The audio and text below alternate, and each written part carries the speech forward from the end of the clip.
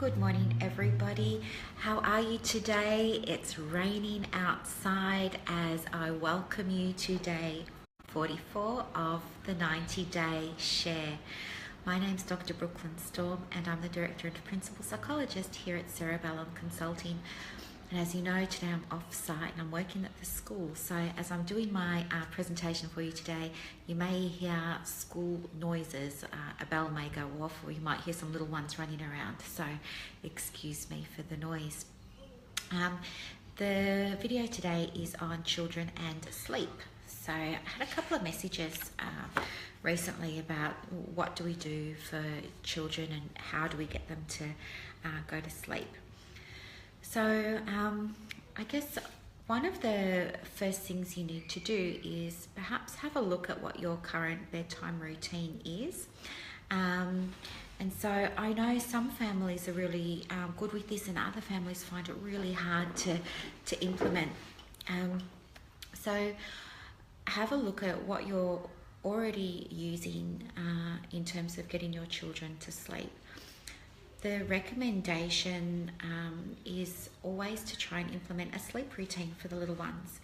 So this would mean, depending on what age the child is, they need different amounts of sleep. The younger the child, the more sleep they're needing because their bodies are still developing and growing and all of that sort of really fun stuff that kids go through. So I usually recommend maybe going to bed around 7:30, 8 o'clock for children. And once they're in bed, they might do a calming activity. So I guess first of all, you need to determine what time of the night you want them going to bed. The next thing you want to do is make the room a peaceful and relaxing place for them. So peaceful and relaxing means maybe there's a night light. It might mean maybe there's calming music in the background or some white noise or a little noise machine or something like that. Making sure that the room is a good temperature, that the children aren't going to be too hot or too cold, that they've got some nice clean bedding so that they're comfortable in bed and things like that. So making the room an inviting, calming place. Reducing any noise, so making sure that it's a quiet space for them. Reducing their access to stimulants, so of course no iPads at least half an hour to an hour before bed. We want to stop that, and the reason for that is because there's something that happens in the iPads that stimulates their brains and stops them from being able to fall asleep. It's also really helpful to use a, sorry, my battery's I'm just going to plug in my phone. It's also really useful to try and give the children a simple breathing exercise at night time. And the reason for that is because it helps their mind calm down and it helps their mind settle. It teaches their body to relax and calm down as well and settle. And so that's exactly the aim of the game when we're trying to get the little ones to go to sleep, isn't it? So after that, what you might find, there we go, I've just plugged that in. What some families find is that the children, when they go to bed, want to get up and maybe come and find you or be silly or things like this because they just haven't learnt yet how to settle. So what you want to do is, I guess, train your child in terms of being able to pop them into bed, explain to them what the procedure is, that you're going to leave the room and you're going to turn off the light, give them a kiss on the forehead, good night, I love you, things like that. They can watch you leave and you can slowly close or half close the door. Now, because the children are just learning this, it's very normal and natural for them to feel a little bit uncomfortable or a little bit restless, and they might make some noise. They understand they're not meant to leave the bed, but they might be making out some noise or they might be trying to call you and things like this. So sometimes they might even make noises that make you feel like they're going to get up. do not interact with your child while all of this is going on. Just give them some space. We know that they take on average around 15 to 20 minutes to fall fast asleep. So just keep an ear out, but don't interact with them.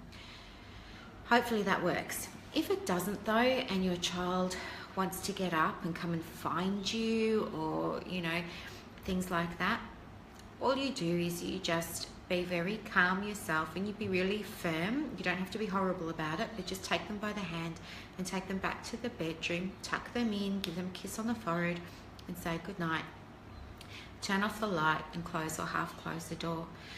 Again, it's going to take about 15 or 20 minutes for them to fall asleep, but if they think that they're nervous or they're worried or whatever, they might want to get up out of bed and come and find you again. At no point after this period do you want to engage verbally with the child. Just be nice and firm. Again, take them lovingly by the hand, walk them back to the bedroom, pop them in bed, give them a kiss on the forehead, turn off the light and close or half close the door. You're just going to repeat this process for as many times as it takes the little one to realize that nothing's going to happen, meaning they're not going to get some other payoff.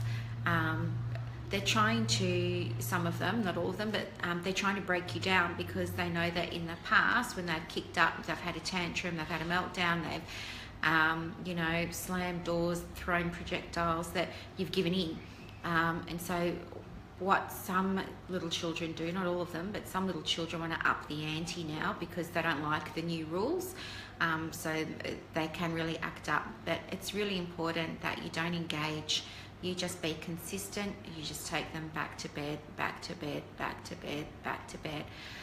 So because this can be quite a process for some families, and if you anticipate that this could be quite a difficult routine to introduce for your child, my suggestion would be that maybe you try and do this over school holidays. And I know we've got them coming up in a little while, so that is often a better time because there's going to be some disruption to the other household members, I imagine, and it's going to be less likely to have such an impact on them if they know that they're not going to school or work the next day. So that's some tips on helping your little one get to sleep. As with anything, the more they do it, the more confident they'll get at being able to put themselves to sleep and be proficient with that. And then the less of a problem it's going to be. You'll have a happy household. You and your partner will be able to go to sleep nicely and quietly, alone, without having a third body in the bed, which would be nice. And then you'll wake up feeling hopefully a lot more refreshed. You know yourself probably when children have been up late or putting themselves to bed or playing on the Xboxes and things till all hours. They're very hard to rouse in the morning, and they can be very grumpy and not want to get changed and be, monsters until they're sort of sufficiently awake enough to be able to go back to school. So there's some tips that you can try. You're well able to do it, and we're here to support you. So if you need any help, just give us a call on 8765 2434. Good luck. All right, talk to you later. Bye.